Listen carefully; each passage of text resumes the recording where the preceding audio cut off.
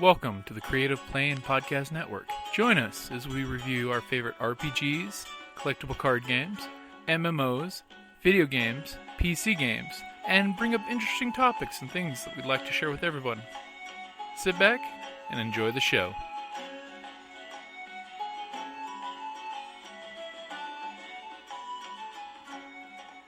Hi, this is Kelly, aka Trixie from Ragnarok and Roll, a Scion to Ragnarok story, and Tilda Wimblewick from D&D Journey of the 5th Edition.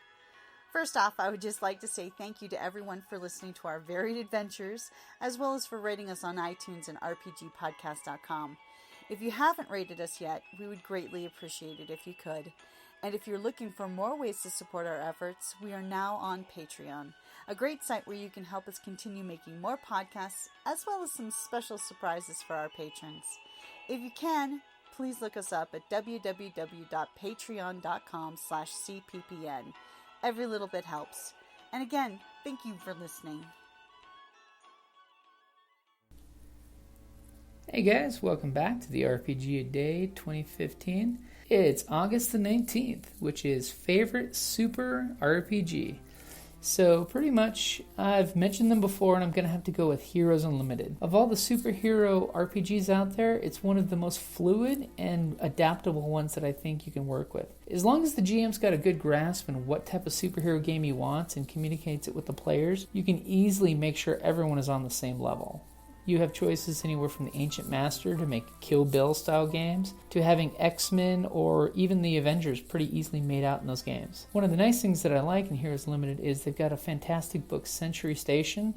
It's a fantastic game environment that you can run your games in. If you've ever played City of Heroes, pretty much it's the exact same dynamic, except instead of having aliens invade and the city get chopped up that way to explain how new heroes can jump in and protect the city, it's got a supervillain had a clean micro nuke tied to his heart on a pacemaker and challenged all of the city's heroes to come after him at one shot. And unfortunately, when the city did, the nuke went off, blowing up him and all of the heroes in the city. So now you have new players needed to become heroes. The city's in such despair that pretty much they've got an open warrant out that anyone who wants to be a hero will become deputized right there on the spot to just protect the city in general. That, and there's the nice angle of different supervillain groups out there that want to do their thing. There's the mechanical power armored groups. There's the industrial groups.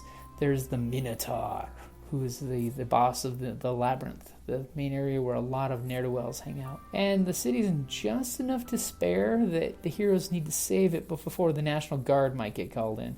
And in Heroes Unlimited, the National Guard usually includes a few not so nice groups that are against all superheroes in general. So if you ever get a chance to play Heroes Unlimited, you really enjoy it, just make sure you guys communicate with your GM of what the game is and what you're expected to be, because you'd hate to roll up a bunch of X-Men style characters and find out it's going to be an Avengers style game. So pretty much I always suggest make sure you communicate what comic book you're basing this on and head off from there. And remember, if a player is good enough, you can actually have a Batman working with Superman and Green Lantern. Alrighty guys, like always, thank you for listening.